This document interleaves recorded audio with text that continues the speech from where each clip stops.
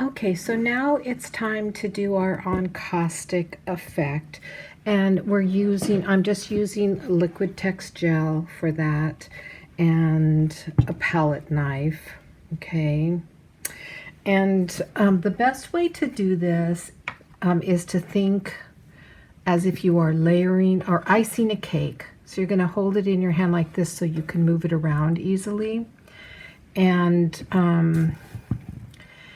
you're going to start in the corners with a hefty amount, and you're going to just make sure you get it nice and coated in the corners first. I know you're thinking, whoa, why so much gel? It's because we're going for an encaustic effect without using wax. So you have to layer it on real thick and get it going in that vein of waxy look. Keep your sides clean. And the good thing about layering so much gel is you don't have to worry about things drying up on you real quickly. But get the corners first. Okay, and you don't have to worry about being smooth or anything at this point. You're just globbing things on. And then you're going to bring it into the center and work towards the sides. Okay.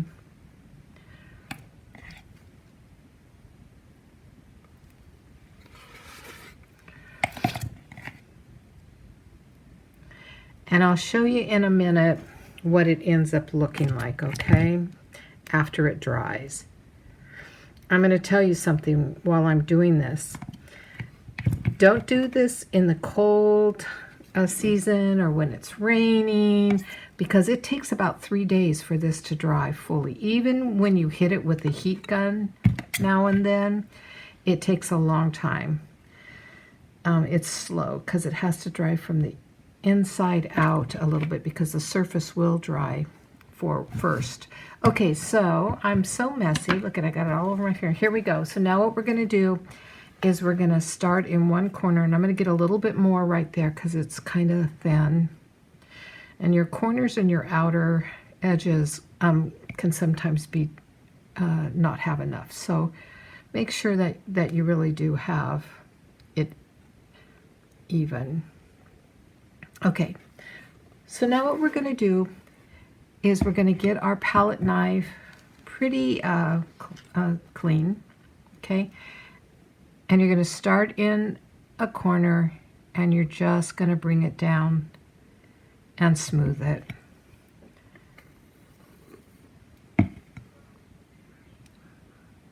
Okay.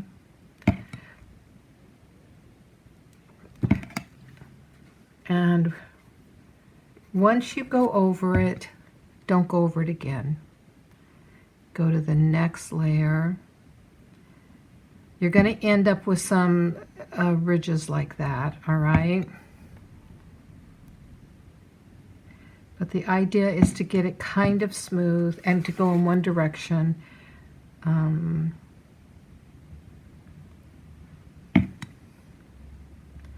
Now watch what happens when you start going over it again.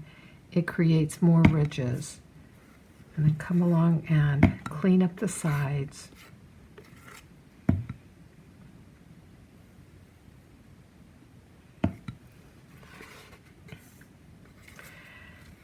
And you're going to sit this off and you're going to let it dry completely. Okay. Now I'm going to show you what it looks like when it's dry, and set it off where nothing can touch it, and if people are around, you don't want them touching it. All right, so you see there's a dry one, and it starts to make it look very aged. It gives it an aged effect, and that's what we want for this. Now, once they dry, like I said, you can go over it with the second coat not as thick, but going from this direction out, to make it, if you feel you need to make it really smooth. But like, I don't know if you can see, but right here it's not so thick. I probably could do more. This edge is not so thick. You can see the paper. I have a little bit of a hole right here that I could fill in. But I'm going to set that off to the side. And the same thing with this one. I have a few, like along my edges, I didn't quite get them thick enough. So that's why I'm saying get your edges as thick as you get the center.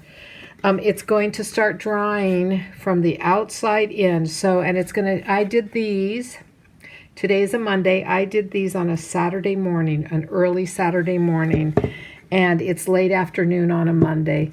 And I would say these are almost completely dry. I bet if I pushed my fingers down, I could leave imprints. So they're not 100% solid yet. So I think by the time the new one I just did dries, which it will be about 3 days from now, these will be ready to do the next step. So you can see this process takes time. You can't be in a rush to get it done. Let these dry completely. Every day I came and I hit it just a little bit with my Zap dryer. And what I would do is I'd come in here and I would get this nice and warm to where I could smell the wood. And then I would come and hit it on top. That way it was heating from the bottom up. But I just would go over it until it just felt warm to the touch, and then I'd leave it alone. I didn't want to take the chance of anything cracking. But it's really nice and smooth, and it feels like Encaustic wax. So if you've ever done Encaustic wax, you know what I'm talking about. No mess though. You know how when you do Encaustic, your fingers get all of the wax on it. It's really hard to actually clean. The beeswax is hard to clean. Okay, so now work on some other little project. Some little project that will, a day or two, and by the time these are all dry, you won't feel like you've had to wait because you're working on another little project. Anyways, I'll actually see you back in about 3 or 4 days. Hello and welcome back. Well, it's been a week. It's been a whole week, and I've allowed these to really cure, and you can see now what has happened to each of them. They've become very mellow yellow. The backgrounds are, they look really muted and old, vintage. These have a vintage look to it. This one was the one I did on the camera.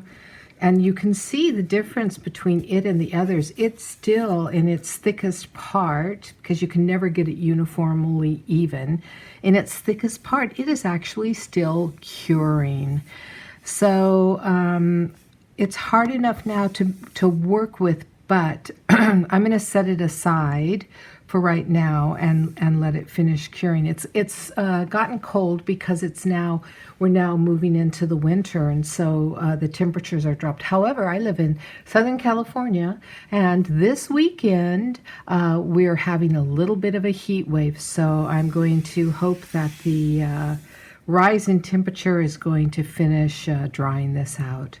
Okay, so the next part that we are working with now is to make a grid structure on this. We've intuitively worked with it, and now we're going to bring in, excuse me, a bit of a grid structure to create a sense of uniformity also. So what do I mean by that? Well, I'm going to grab one of the other ones. I'm going to go ahead and start with this one, I think. We're going to grab a Stabilo pencil, all right, and a small brush that we will use to get things wet and smear it with. And what we're going to do is we're going to go in and we're going to find where our natural grids are. Obviously, we're going to always start with our focal point. Now, you can see, I'm going to bring you down just a little bit. You can see that there's some natural lines here that show up.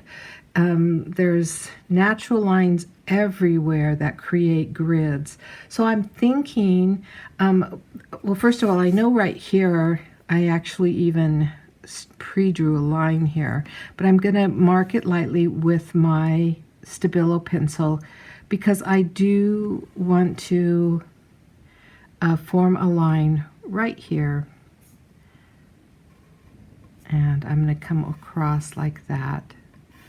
So when we do grid patterns, we do try to work with odd numbers rather than even numbers.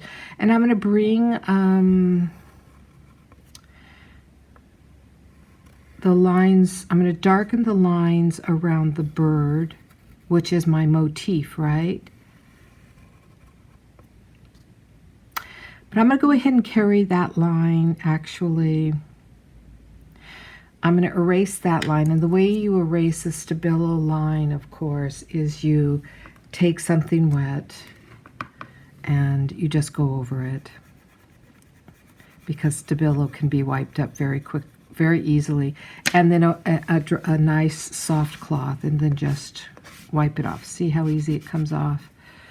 Okay, because I'm going to actually carry the grid, this particular grid, all the way over. So this, and then of course, this was right here. So you can see 1, 2, yeah. And I think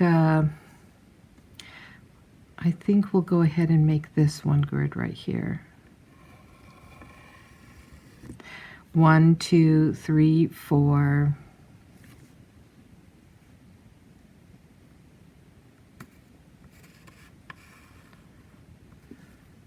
5, 6, and we're going to take one more.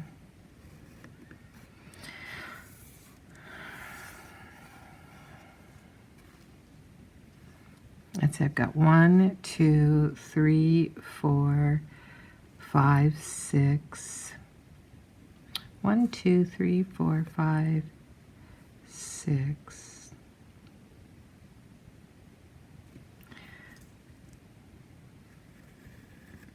Did I do it?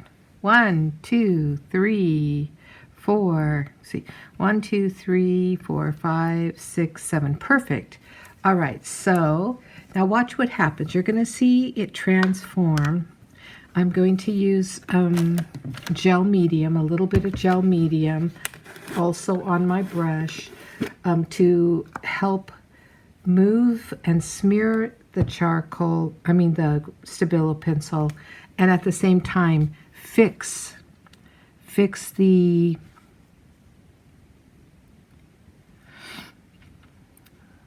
Stabilo pen into place, because we don't want it to smear as we bring in some paint. And that's exactly what this will do, is it will smear it at the same time as secure it. Did I don't think this, nope, that's nothing right here. Let me get a little bit more.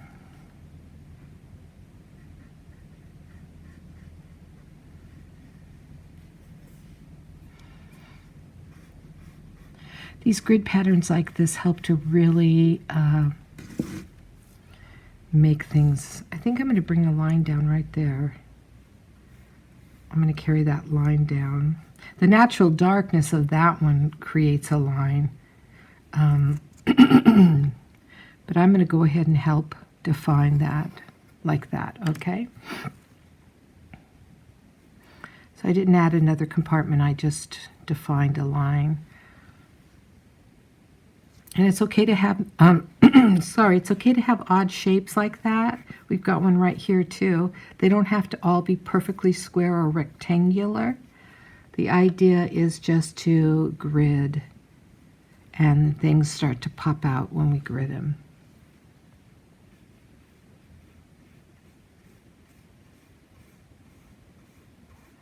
Once we grid them and the gel dries, then we'll add paint and ink.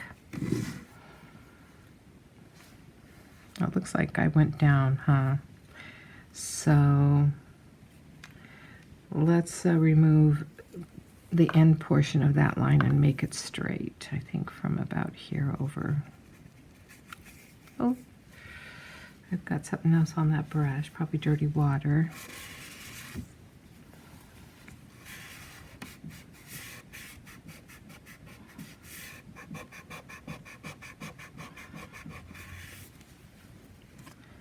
Okay, let me look at this even.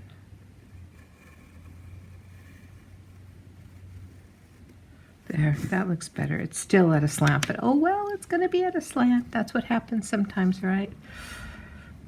I don't want to get out a ruler and measure it.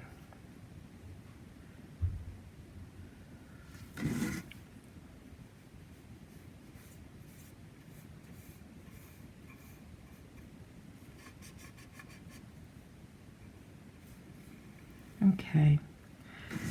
So now we have a grid. Look at that, how cool that looks. I have to be gentle when I move my camera around because I've noticed sometimes it pops it into slow motion for some weird reason. So do you see this? Do you see how cool that looks? Let's compare it to the ones that aren't done.